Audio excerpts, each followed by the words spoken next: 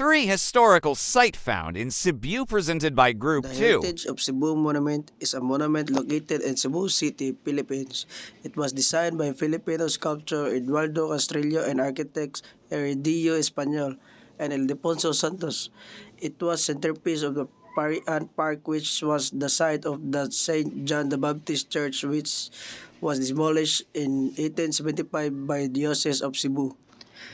The artwork is a tableau depicting several of Cebu involvement in the Philippine history, including the Battle of Mactan, inauguration of Sergio Osmeña as a president of the Philippines, and canonization of Pedro Calungsod as a Saint Roman Catholic Church.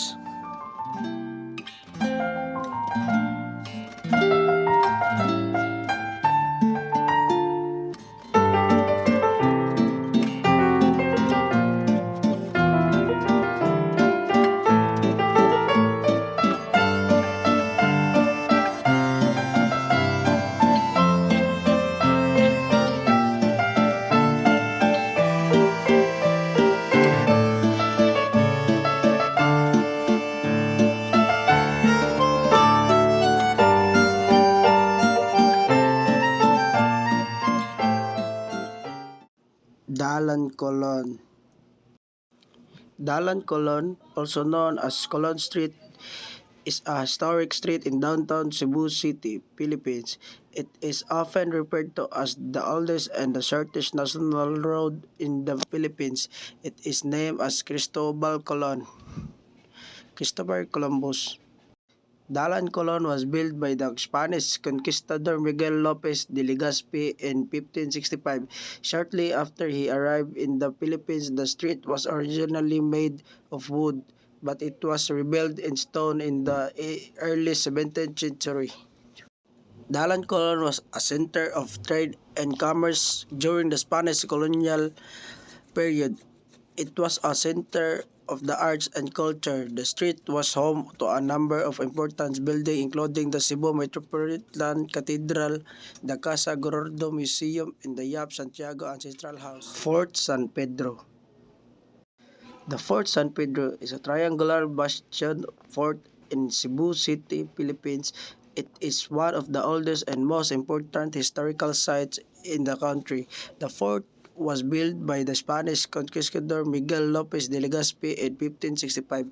Shortly after he arrived in the Philippines, the fort was originally made of wood, but it was rebuilt in stone in the early 17th century. The fort served as a military stronghold for the Spanish for over 300 years. It was also a centerpiece of trade and commerce. The fort has played an important role in a number of historical events. In 1565, it was the site of the Battle of Cebu, in which the Spaniards defeated the Portuguese. In 1595. The fort was attacked by the Japanese, but the Spaniards were able to defend it. In the 19th century, the fort was used as the prison by the Spaniards after the Philippine Revolution. Basilica Minore del Santo Niño de Cebu.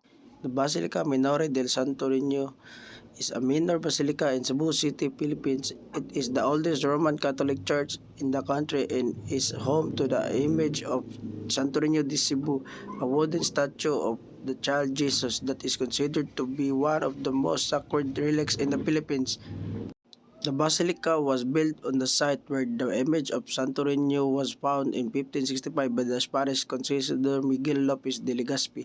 The original church was made of wood and bamboo, but it was rebuilt in stone in early 17th century. The basilica has played an important role in the Philippine history of Cebu in the Philippines. It has been the site of many important events, including the baptism of Praha Humabon and his wife Queen Juana in 1521 and the coronation of Pedro Calungsod as a saint in 2012.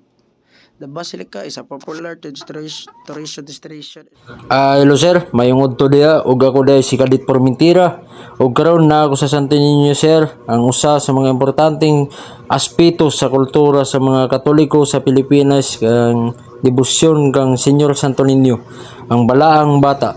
Ang statwa ni Hesukristo sa iyang pagkabata nga giilisan og sama sa hari sa kada simba mo dibuto jud kaniya ug sa magkada iya nga lugar na jud sulay adlaw para kang Senyor Santo Niño.